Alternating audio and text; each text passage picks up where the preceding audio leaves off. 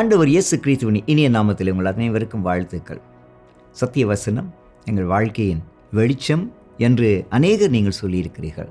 தொடர்ந்து வாருங்கள், நானும் நீங்களும் பயணிப்போம். சேர்ந்து கர்த்தருடைய நாமத்தை நாங்கள் கற்றுக்கொள்வோம். சேர்ந்து கர்த்தருடைய நாமத்துக்கு ஏற்ற வாழ்க்கையை வாழுவோம்.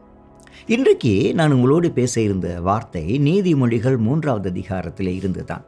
இந்த நீதிமொழிகள் புஸ்தகம் ஏராளமான ஞானத்தின் வழிகளை பற்றி நமக்கு கற்றுத்தந்திருக்கிறது. மனுஷன் எப்படி வாழணும், அவன் வாழ்க்கையில் எது இருந்தால் அது அவனுக்கு நன்மையை கொண்டு வரும், அதுவும் விசேஷமாக அவனுடைய வாழ்க்கையிலே கடவுள் நம்பிக்கையை பற்றி கர்த்தரிடத்திலே அவன் தங்கி இருக்க வேண்டியது அவசியத்தை இந்த வார்த்தை அதிகமாக நமக்கு கற்றுத்தருகிறது. அதில் இந்த 3வது அதிகாரத்திலே தான் சொல்லப்படுகிறது, நீ உன் முழு இருதயத்தோடும் கர்த்தரில் நம்பிக்கை வை, உன் சொந்த அறிவிலே நீ சார்ந்திராதே. இது இன்றைக்கி சொல்கிற நேரத்தில் நிறைய நேரங்களில் நடைமுறை வாழ்க்கையில் இது இன்றைக்கி சாதாரணமாக இருக்கிறது. மக்கள் சுயாதீனமாக ஒரு வேளை தன்னிறைவாக இருக்க வேண்டும் என்ற ஒரு எண்ணம் உண்டு. இது எப்படிப்பட்டதென்றால் ஆங்கிலத்தில் இண்டிபெண்டாக நாங்கள் இருப்பது, நாங்கள் சுயாதீனமாக இருக்கிறது.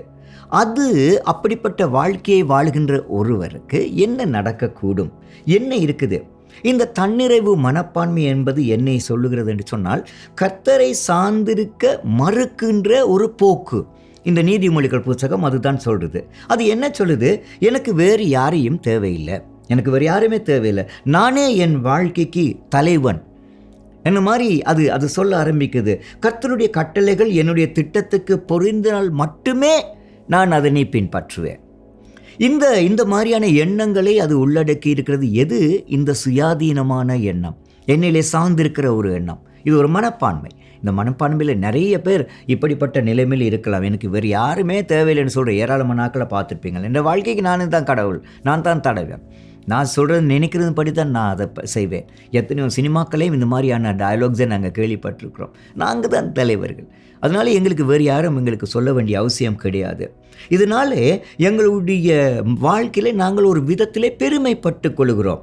லேவியராகமம் 26வது அதிகாரம் 19வது வசனத்திலே உங்கள் மனதின் பெருமையை விட்டு மனம் திரும்புங்கள் என்ற வார்த்தை புதிந்திருக்கிறது.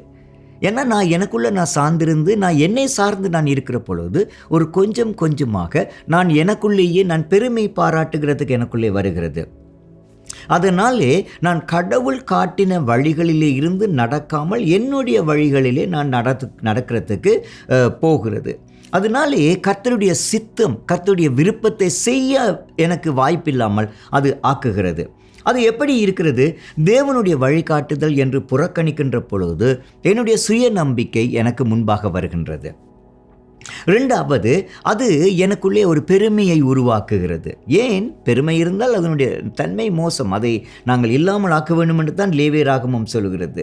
3வது, எங்களுக்குள்ளே இப்படிப்பட்ட ஒரு தனிப்பட்ட இந்த மனநிலை இருந்தால், இந்த சுயாதீனம் தன்னிறைவு இருந்தால் இப்போதும் என்றொரு மனநிலை வரும். இதுக்கு பிந்தி நான் ஒன்றும் செய்ய போகிறதில்லை, நான் ஒன்றும் பெரிய அளவுக்கு யோசிக்க போகிறதில்லை, என்கிட்ட இருக்கிறதே போரும் என்ற ஒரு எண்ணம் ஒன்று எங்களுக்குள்ளே வரும். இன்னொரு சந்தர்ப்பத்தில் சில நேரங்களிலே இந்த தன்னிறைவு இருந்தால் கர்த்தருடைய செய்தி ஒன்று வருகின்ற பொழுது கீழ்ப்படிய மறுக்கும் தன்மையையும் காண்கிறோம். இந்த பகுதியை நான் சமீபத்திலே நான் பார்த்திருக்கிறேன்.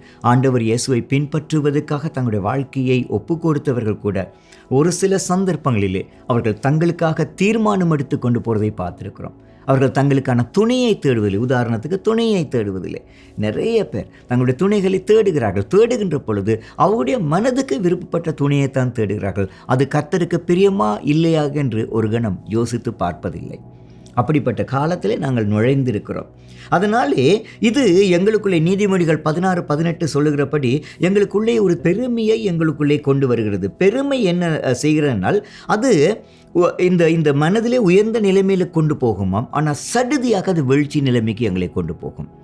அதுதான் ஆச்சரியமானது. ஸோ அப்படிப்பட்ட ஒரு நிலைமையை நாங்கள் பார்க்குற பொழுது வேதம் என்ன எங்களுக்கு சொல்லுகிறது என்று சொன்னால், இப்படிப்பட்ட இந்த இண்டிபெண்ட் அல்லாவிட்டால் இந்த தன்னிறைவு என்ற மனப்பான்மை என்ன செய்யக்கூடும் இருந்தால் அது பாவத்தை பிறப்பிக்கும் என்கிறதை வேதம் சொல்லுகிறது. ஏசாயா 13வது அதிகாரத்திலே 13-14 வசனங்களிலே லூசிபர் என்றவனுடைய வாழ்க்கையை பற்றி சொல்லப்பட்டிருக்கிறது. ஒரு குறிப்பான ஒரு குறிப்பு தான் அதில் போட்டிருக்கு. அதில் இந்த லூசிபர் தன் இருதயத்தில் நான் உன்னதத்துக்கு ஏறுவேன், நட்சத்திரங்களுக்கு மேலாக என் சிம்மாசனத்தை உயர்த்துவேன் என்றான். அது என்ன, எனக்கு யாரும் தேவையில்லை, கடவுளும் தேவையில்லை, ஒன்றும் தேவையில்லை, நான் உயர்த்தி கொள்ளுவேன் என்று சொன்னான்.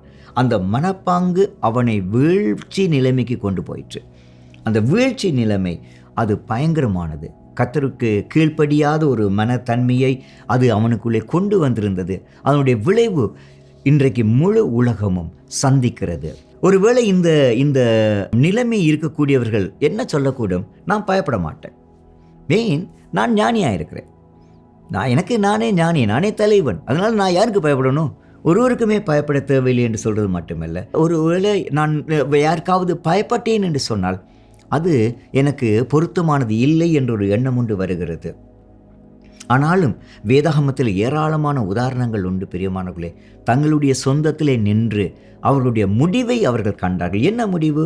ஆதாம் ஏவாள் என்ற ஒரு பாகத்தை நீங்கள் கேள்விப்பட்டிருக்கிறீர்கள். ஆதியாகமம் 3வது அதிகாரத்திலே அவர்கள் கர்த்தர் சொன்னதை கேட்காமல் அவர்கள் முடிவெடுத்ததினாலே அந்த முடிவு பாவத்தையும் மரணத்தையும் உலகத்திலே பிரவேசித்தது. அவர்கள் இண்டிபெண்டனாக இருக்க விரும்பினார்கள். அந்த சந்தர்ப்பத்தில் 3வது அதிகாரத்தில் நடந்த சம்பவத்தை பார்க்குற பொழுது அந்த சோதனைக்காரன் வந்துக்கிறான், லூசிபர் வந்துக்கு அவன் கேட்குற கேள்வி, அந்த கேள்வியினாலே அவர்கள் மற்ற பக்கம் திரும்புறதை நாங்கள் பார்க்குறோம். 2வது, எங்களுக்கு இந்த இண்டிபெண்டனாக இருக்கிறனாலே, இந்த தன்னிறைவு இருக்கிறனாலே நாங்கள் எதுவும் செய்ய முடியும், எங்களுக்கு ஒரு பேரை உண்டாக்குவோம் என்று சொல்லி இதே ஆதியாகமம் புத்தகத்திலே 11வது அதிகாரத்திலே பாபேல் என்ற கோபுரத்தை கட்டினவர்களுடைய வாழ்க்கையிலேயும் அது இருந்தது. அவர்கள் கடவுளை தவிர்த்து தங்களை உயர்த்துகின்ற ஒரு நிலைமைக்கு நாடினார்கள்.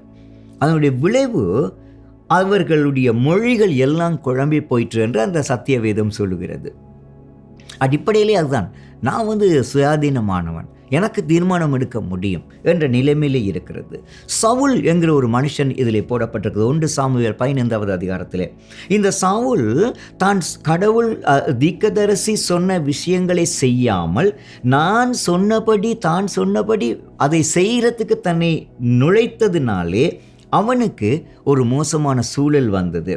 அது மாத்திரமில்லை, நேபுகாத்நேச்சார் என்ற மன்னன் தானியேல் புத்தகத்திலே 4வது அதிகாரத்திலே அவர் அந்த மாதிரியான ஒரு நிலைமையில் இருந்தார்.